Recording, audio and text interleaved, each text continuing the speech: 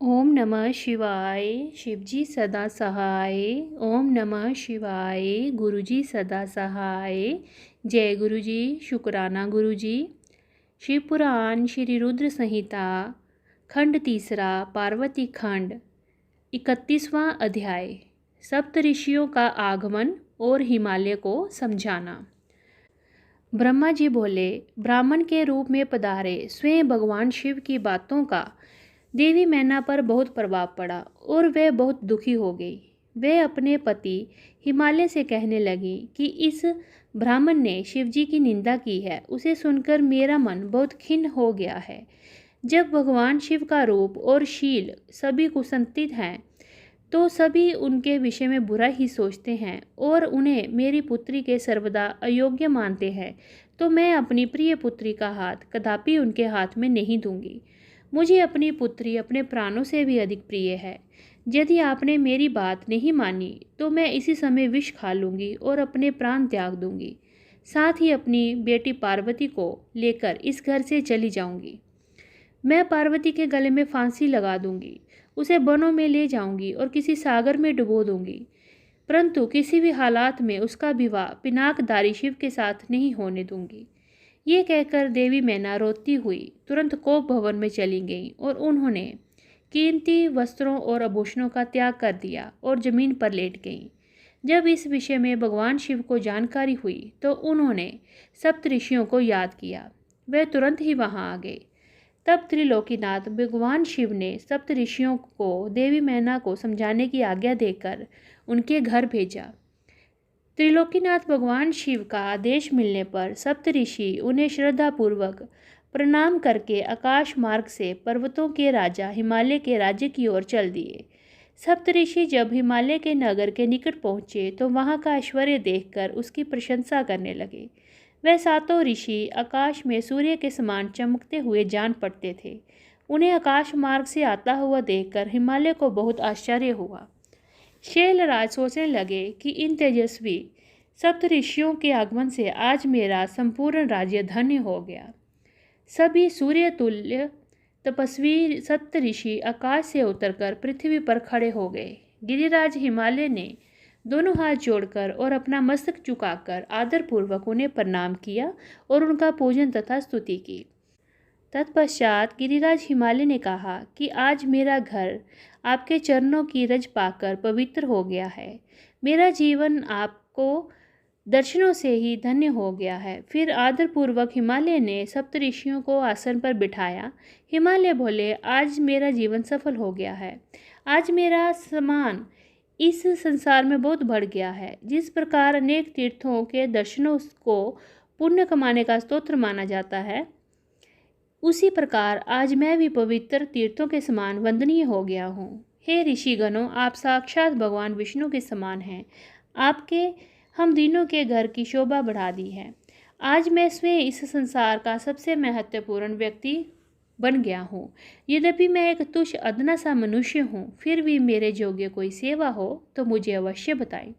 आपका कार्य करके मुझे हार्दिक प्रसन्नता होगी। सप्त ऋषि कहने लगे, हे शैलराज, भगवान शिव इस संपूर्ण जगत के पिता हैं। वे निर्गुण और निराकार हैं। वे सर्वज्ञ हैं। वे ही परम ब्रह्म परमात्मा हैं। वे ही सर्वेश्वर हैं। वे ही इस जगत के आदि और अंत हैं। आप भली भांति त्रिलोकीनाथ भगवान शिव के विषय में सब कुछ जानते ही हैं। वे भक्त वत्सल और सदा ही अपने भक्तों के अधीन हैं।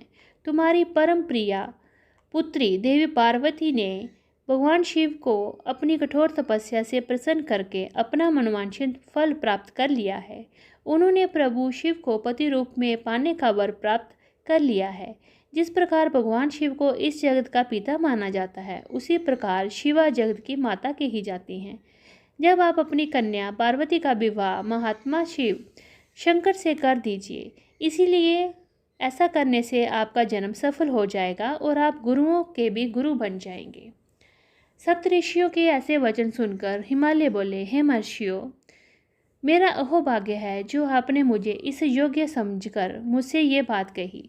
सच कहूँ तो मेरी हार्दिक इच्छा भी यही है कि मेरी पुत्री का विवाह भगवान शिव के साथ ही हो, परंतु एक परेशानी ये है कि कुछ दिनों पूर्व एक ब्राह्मण देव हमारे घर पधारे थे। उन्होंने भक्त वत्सल भगवान शिव के विषय में अनेक उल्टी सीधी बातें की। उस वैष्णव ब्राह्मण ने शिव जी की घोर निंदा की, उन्हें अमंगलकारी बताया। ये सब बातें सुनकर मेरी पत्नी देवी मैना की बुद्धि पलट गई है। उनका समस्त ज्ञान नष्ट हो गया है। अब वह अपनी पुत्री पार्वती का विवाह परम जोगी रुद्रदेव से कदापि नहीं करना चाहती हैं।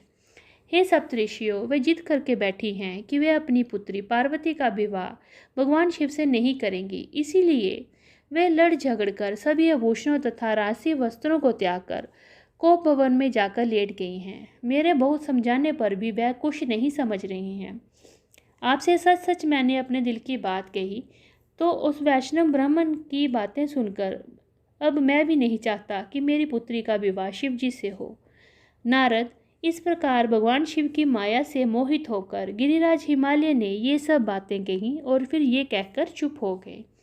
तब सप्तऋषियों ने कोप भवन में लेटी हुई देवी मैना को समझाने के लिए देवी अरुंधति को भेजा। अपने पति की आज्ञा पाकर देवी अरुंधति उस कोप भवन में पहुंची, जहां देवी मैना रुष्ट होकर पृथ्वी पर लेटी हुई थी और पार्वती उनके पास उन्हें बैठकर समझा रही थी।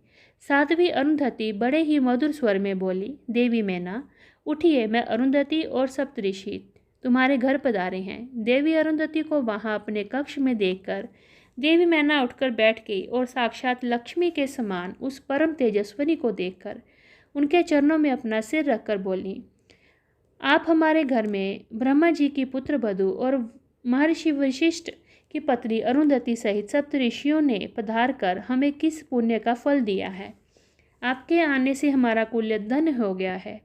मैं आपसे ये जानना चाहती हूँ कि आपके इस तरह यहाँ आने का क्या उद्देश्य है।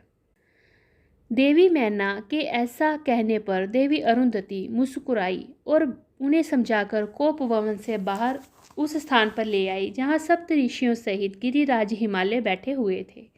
तब देवी मैना को वहां आया देखकर श्रेष्ठ एवं परम ज्ञानी सप्तऋषि भगवान शिव को मन में स्मरण कर समझाने लगे। सप्तऋषि बोले, हे शैलराज, तुम अपनी पुत्री पार्वती का विवाह त्रिलोकीनाथ भक्त वत्सल भगवान शिव से कर दो। वे तो सर्वेश्वर हैं, वे किसी से याचना नहीं करते।